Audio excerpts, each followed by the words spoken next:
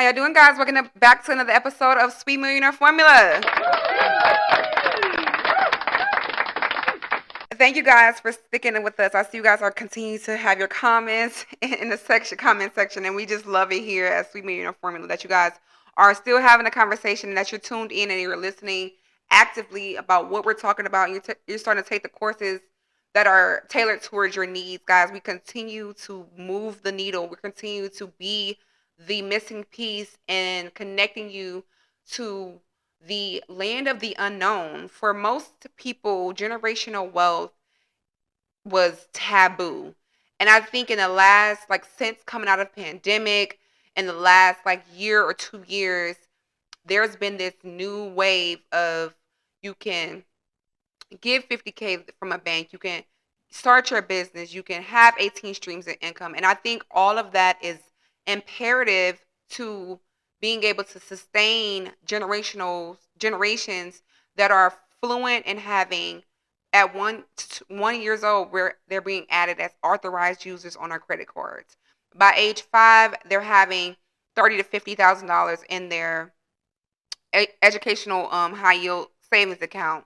By 8 and 10 years old, they're starting businesses that are tailored towards what they actually are passionate about as children. By 10 and 12 years old, they are starting to have podcasts and generate digital money. By 18 years old, they have good credit, they have millions of dollars or $1 million plus, they have business plans, they have stock investments, they have portfolios and assets that's allocated towards their long term goal of eventually what's going to be retirement. Now, I do not believe in retirement. I don't believe God, when He created people, He was like, give them jobs and this is the age that they will retire. No, I believe you work and you're passionate about what you're passionate about until you can't do it anymore. I feel like you should flourish. You should get to an age. Most people, what I realized is like by age 44, 43, people are really living in their primes. And I think that that's for the generation that was before us. But I feel like as the 30 plus community, that we have the responsibility, especially if we have children. Generational wealth is definitely for our children. And if we have children, then we are needing the resources to them, or getting the resources to them by providing ourselves with the knowledge so that they are not continuing to grow up by the age 18, go off to college with taking out Perkins loans, federal loans, and things like that. But they're able to actually generate their own wealth, have educational funds that they may need, that they will need, and then being able to afford to go to colleges with scholarship monies based off of what they are able to accumulate and get from their education. So we want to make sure that we are establishing generational wealth at 1 and not at 18. That is a 20-year difference in a person being pushed off of the, like y'all see in my last episode, having a deck, a yacht, and a life jacket versus being pushed up to the ocean and saying, get to the other side. It's kind of hard to tell a person to pull themselves up by the bootstrap if they don't have any boots. And that's what we've been told from slavery. And we were still able to make it, not only be freed as slaves, but we were able to become freed. And then we were able to buy the land that we were once toiling and become generational wealthy by toiling the land, providing our children with jobs, and teaching ourselves how to make products. Madam C.J. Walker became a millionaire in those times because she started off as a tub washer and she moved to the kitchen. And once she moved to the kitchen and seen that she had to prepare foods, she took time to study what she was making. She took time and she saw she was losing her hair from stress and sadness and depression and stress and worry and trauma. She started to put those fruits into her hair, and before you knew it, she was selling her formula outside on the streets for 25 cents. But then before you knew it, she had a factory and she had workers and she had educational systems set up where she was teaching women about their hair, about their beauty. And then she started to have conferences and seminars based off her teaching model and showing other women how to become successful. I don't think that it's far fetched to say that you can become a millionaire in today's society. It's not far fetched at all because we know $1 million is only $276 a day. So if you can sell a product, 25 products a day, you're already looking at six figures for that month, because you don't want to spend, what you don't want to do is deduce yourself down to trading your time for money.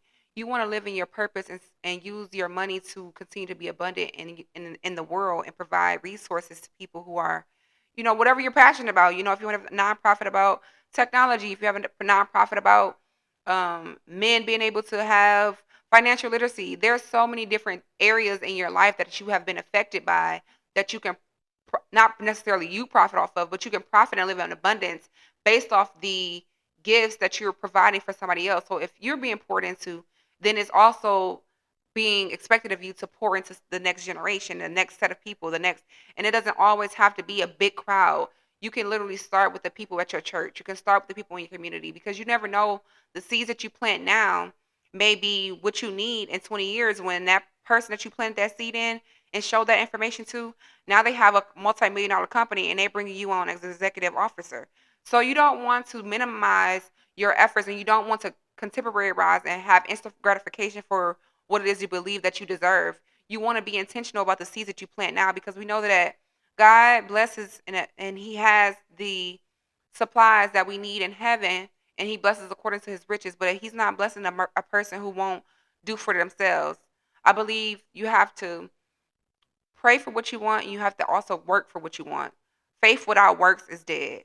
And we know that. So it's just time for us to make sure that we are equipping ourselves with the knowledge. At Sweet Millionaire Formula, we have courses that are tailored towards your financial and literal digital literacy and your investing needs. So if there's something that you want to invest in, if there's products and stocks that you want to know about, we have step-by-step courses, ebooks, webinars, masterclasses that are tailored for your education purposes, to take the sting out, to take the scare away from you, shine away from generational wealth, and having a roadmap that leads you to generational wealth. We provide that for you here at Sweet Millionaire Formula. That's why this company is so profitable. That's why we're making strides how we doing at the rate in which we're doing it, because we are feeling in a need in our community, which what we were once afraid to talk about wealth, but now we're having a wealth conversation. So instead of us sitting in our living rooms talking about Krishan and Blueface, we're sitting in our living rooms with our planners out, with our savings budgets out, so that we can invest into a $10,000 property. We can start to turn that $10,000 property into a $50,000 property, and we have a loan that we are able to come.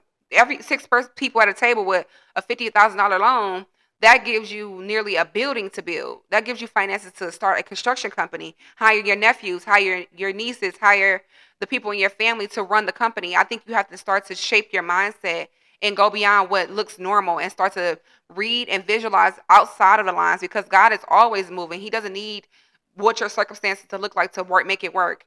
God can change your situations instantly, and He can do it. Not only can He do it, He will do it for those who are faithful, truth, honest, abundant, believing Him for something new, believing Him for something that